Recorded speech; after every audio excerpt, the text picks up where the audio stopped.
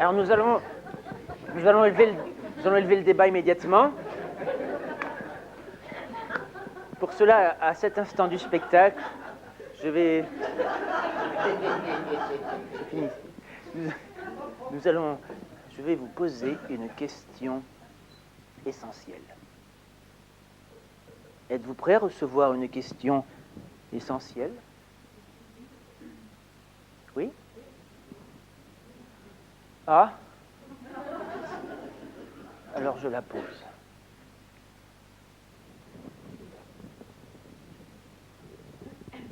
Comment peut-on appeler ceci?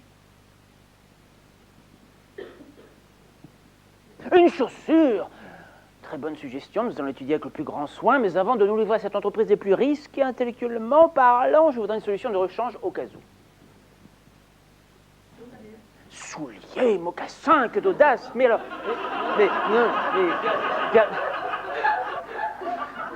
Permettez-moi juste de vous faire remarquer que souliers, mocassins, ce sont encore des chaussures. Hein, donc, vous voyez, tant qu'à faire, comment? Pommes de terre, très bien. Alors, hein, nous voici riches actuellement de deux possibilités, chaussures et pommes de terre. Nous allons étudier la première qui nous fut donnée, chaussures, et si jamais elle ne convient pas, alors à ce moment-là, nous essaierons pommes de terre. Pour l'instant, la question qui se pose à nous est, peut-on appeler ceci une chaussure? La réponse rigoureuse, c'est oui, s'il s'agit d'une chaussure, et non dans tous les autres cas.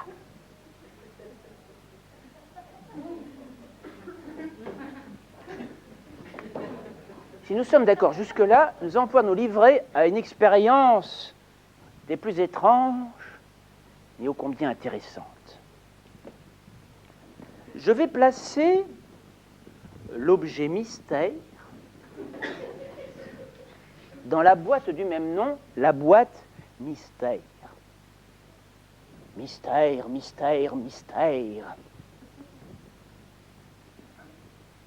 Maintenant, je vous demande à tous et à toutes d'oublier complètement ce qu'il y a caché dans cette boîte. Oubliez, oubliez, oubliez. C'est bien, vous avez assez oublié. Quelle probabilité y a-t-il pour que l'objet qui est caché dans cette boîte soit une chaussure? Raisonnons. Si j'avais pris cet objet parmi 10 objets, la probabilité serait de 1 sur... 1 sur 10, oui, bravo. Plus dur, si j'avais pris cet objet parmi 1000 objets, la probabilité serait de...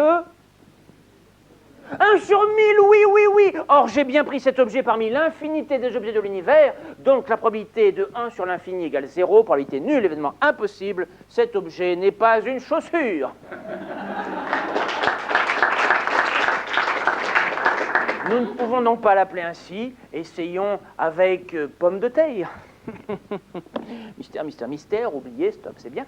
Quelle probabilité y a-t-il pour que l'objet qui est dans cette boîte soit une pomme de terre? Alors, c'est la même chose. Si j'ai pris cet objet parmi 10 objets, la probabilité serait de 1 sur 10. Si je prends parmi 1000 objets, la probabilité serait de 1 sur 1000. Mais comme je l'ai pris parmi l'infinité des objets de l'univers, la probabilité de 1 sur l'infini égale 0, probabilité nulle, événement impossible, cet objet n'est pas non plus une pomme de terre. Deuxième phase du raisonnement.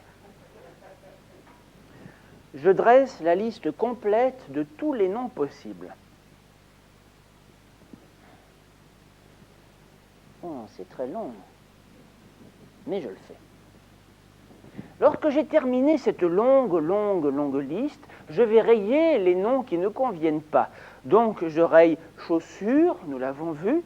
Je raye également pommes de terre, nous l'avons vu également. Mais vous comprenez très bien que par un raisonnement tout à fait identique et récurrent, mystère, mystère, oubliez, oubliez, sur des nombres finis 0, je vais pouvoir successivement rayer tous les noms de la liste. Et lorsque j'aurai rayé l'ensemble des noms de la liste, je m'apercevrai que cet objet ne peut être nommé.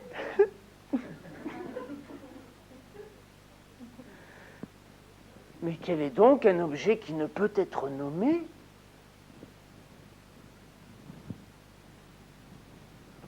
Je pense que la réponse est dans la Bible.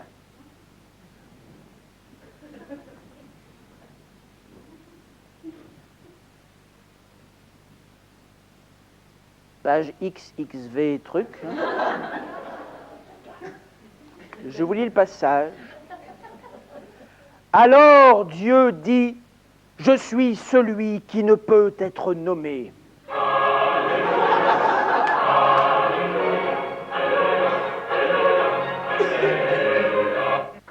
Nous avons donc de bonnes raisons de penser que cet objet est Dieu.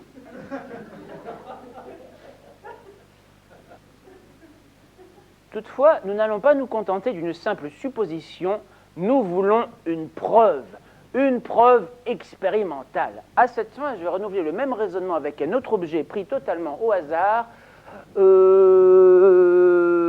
celui-ci. Alors j'y vais. Comment peut-on appeler ceci? Chaussures, pommes de terre, ah ah ah. Mystère, mystère, mystère, oublié, oublié. 1 sur 10 infini des 0, la liste, je raye. Alléluia, alléluia, alléluia. Pas d'objection? Bien. Nous voici donc en présence de deux objets qui semblent être Dieu. Pourtant, il n'y a bien qu'un seul Dieu.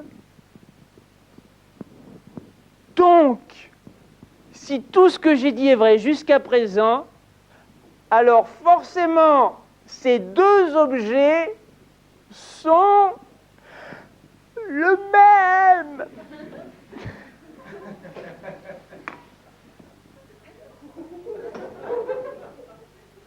Et donc, nous pouvons sans inconvénient les interchanger.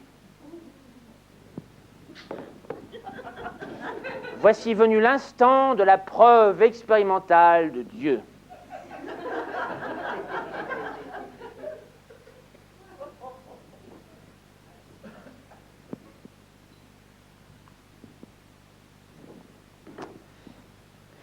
Et je pense que pour être encore plus convaincant, je vais même les interchanger une deuxième fois.